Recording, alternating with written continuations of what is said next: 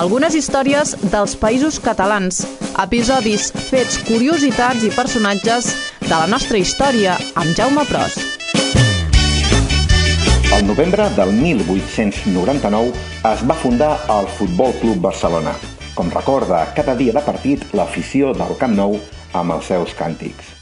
Però aquell any 1899, i només un mes abans que Joan Gamper fundés un dels millors clubs esportius del món, la capital catalana va viure un fet que ha esdevingut tot un símbol de com plantejar des de Catalunya un torcebraç a l'estat espanyol, anant directament a un dels punts on més mal se'l pot fer, l'economia. Avui, i atenent la petició que ens fa Falcó Blau a través del canal de YouTube d'aquest programa, parlarem del fet conegut com a tancament de caixes. No cal dir que si teniu interès de comentar aquest o qualsevol altre programa o de fer-nos arribar els vostres suggeriments i peticions, ho podeu fer com ha fet Falcó Blau, deixant-nos els vostres comentaris. El 1898 es va iniciar una campanya a Catalunya a favor de demanar un concert econòmic similar al que gaudia el País Basc. De manera molt resumida, podem dir que el concert econòmic és el reconeixement de l'Estat a la competència normativa i a l'autonomia que gaudeix, en aquest cas el País Basc, per recaptar i gestionar els impostos. Un cop recaptats, els bascos transfereixen una quantitat pactada a l'Estat en funció de la seva capacitat tributària. La qüestió és que les 4 diputacions catalanes hi van donar suport a la petició de demanar un concert econòmic per a Catalunya, i ho van fer acompanyades de 318 ajuntaments i un nombre molt important d'entitats empresarials, professionals, econòmiques i culturals.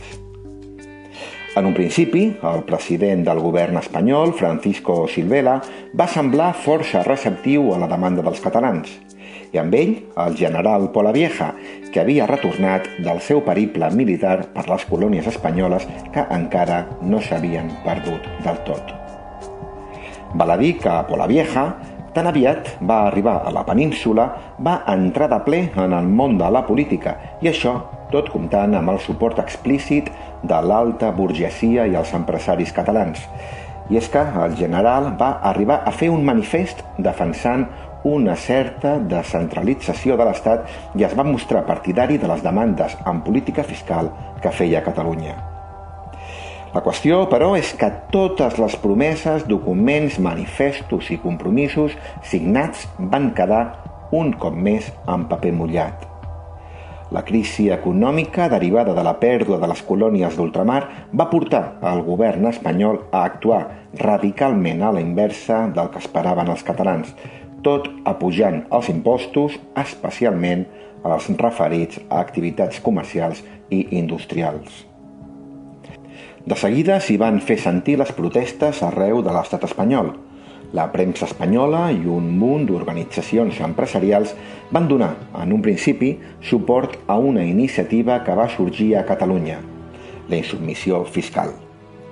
Però això va durar ben poc, tot just el temps que es va fer públic el càlcul de les contribucions per territoris. I a Catalunya, per no perdre el costum, li tocava pagar més que a la majoria.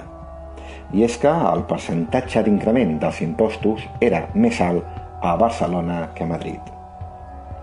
Els barcelonins es van quedar de cop i volta més sols que un mussol en les seves protestes, i això no fou pas per casualitat. Segons l'historiador Gregor Siles, el govern espanyol va iniciar una campanya molt ben estudiada de caràcter anticatalanista per reduir el conflicte a l'àmbit del Principat. I a fe de Déu que ho va aconseguir.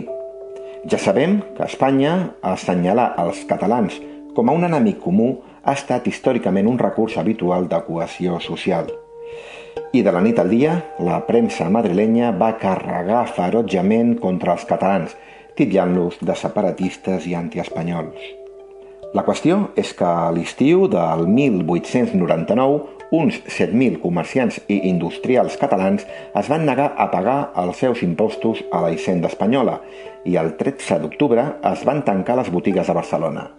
La reacció va ser brutal, amb detencions i embargaments de béns i fins i tot la suspensió dels drets constitucionals el 24 d'octubre i la declaració, el dia 27, de l'estat de guerra a Catalunya. El moviment barceloní, que comptava amb el suport explícit del seu alcalde, Bartomeu Robert i Llarzábal, el conegut doctor Robert, que per cert va acabar dimitint, s'hi van sumar de seguida altres poblacions, com Manresa, Vilafranca, Sabadell o Mataró. Davant la repressió de l'Estat, el doctor Robert va anar a Madrid a proposar una negociació, però el govern es va mostrar del tot intransigent. La resposta, mentre seguien els empresonaments d'empresaris, botiguers i industrials, va ser claríssima. No hi ha res a negociar. I com que la repressió no s'aturava, es va optar per finalitzar les protestes i els gremis van acabar pagant religiosament fins a l'últim cèntim que reclamava Madrid. Val a dir que aquell tancament de caixes no va ser en cap cas improvisat. Ben al contrari, el tancament fou perfectament planificat i assessorat legalment en cadascun dels seus moviments. Així, els empresaris i comerciants barcelonins, per a no caure en cap il·legalitat, el que van fer va ser donar de baixa els seus negocis i indústries. Per tant, deixar de pagar les contribucions d'uns negocis que ja no eren operatius no era, en cap cas, il·legal. Tan cert com això és que aquesta maniobra no els va servir de res, ni els va evitar empresonaments, confiscació de béns i repressió de tota mena. El govern espanyol el que volia era cobrar i punt.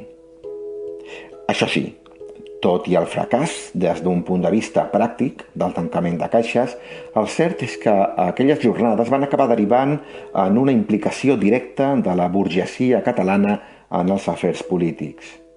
De tot plegat va néixer la Unió Regionalista presidida pel doctor Robert i el catalanisme polític agafaria cos i embranzida de cara a un segle XX convuls en una Espanya que ni amb repúbliques, ni monarquies, ni dictadures mai no va ser gens propici per a les expressions nacionals catalanes.